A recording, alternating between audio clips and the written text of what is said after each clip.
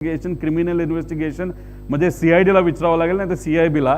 काही लोकांचं असं मत आहे की विमानतळाची रेकी करण्यासाठी ॲक्सिडेंटच्या आधी काही तिथं लोक आली होती असं लोकांचं मत आहे. ह्याचं क्रिमिनल इन्व्हेस्टिगेशन करायची जरूरत आहे.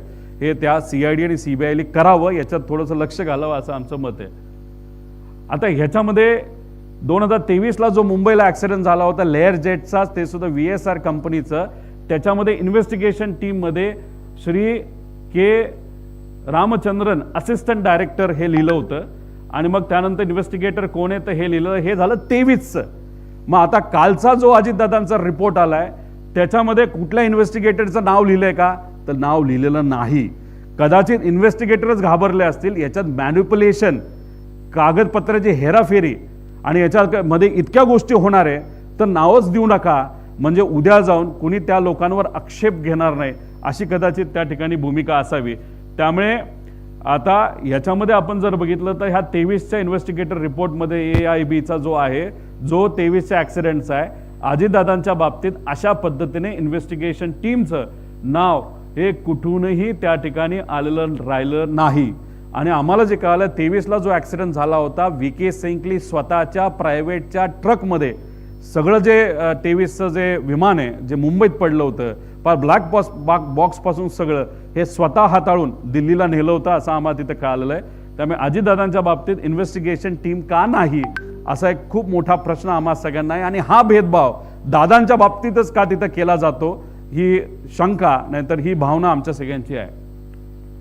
आता पूर्वी लेअर जेट 45 द्यायचे, पण रिपोर्टमध्ये 45 XR हे त्या ठिकाणी आलेलं आहे. म्हणजे पूर्वी ते चुकत होते आणि आम्ही जे सांगत होते बरोबर होतं, आता कुठेतरी सिद्ध होतं पुढं. आता याच्यामध्ये तुम्ही म्हणाल AIB म्हणजे खूप मस्त बॉडी आहे, चांगली बॉडी आहे, इन्व्हेस्टिगेशन तिथं चालू आहे. पण या इन्व्हेस्टिगेशनचं सोल ऑब्जेक्टिव्ह म्हणजे ध्येय काय असतं की उद्या कुठला अशा प्रकारचा ॲक्सिडेंट होऊ नये, एवढंच त्याच्यामध्ये त्या ठिकाणी ध्येय असतं. त्याच्यामध्ये sole objective of the investigation of the accident shall be in prevention of accident and incidents and not to apportion blame or liability. आम्ही इथं काय म्हणतोय, क्रिमिनल लायबिलिटी कोणाची, कुणी घडवलं, कसं झालं, ही आमच्या सगळ्यांची मागणी आहे. पण हे जे AIBचा जो हा फॉरवर्डच तुम्ही वाचला तर ह्याच्यामध्ये तुम्हाला कळेल ह्यात फक्त उद्या काय ॲक्सिडेंट होऊ नये एवढी भूमिका त्याच्यामध्ये AIB तिथं घेईल. म्हणजे एक्स्ट्रा कॅन ठेवले होते का नव्हते ठेवले याच्यामध्ये त्यांना काय तशी इंटरेस्ट नाही असं कुठंतरी तिथं जाणवतं. आणि तीच गोष्ट आम्ही CIDला सांगितली.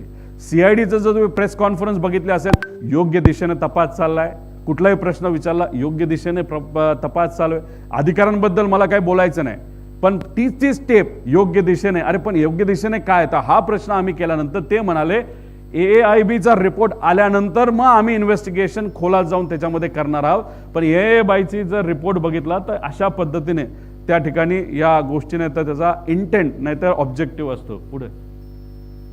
आता ह्याच्यामध्ये आम्ही म्हणत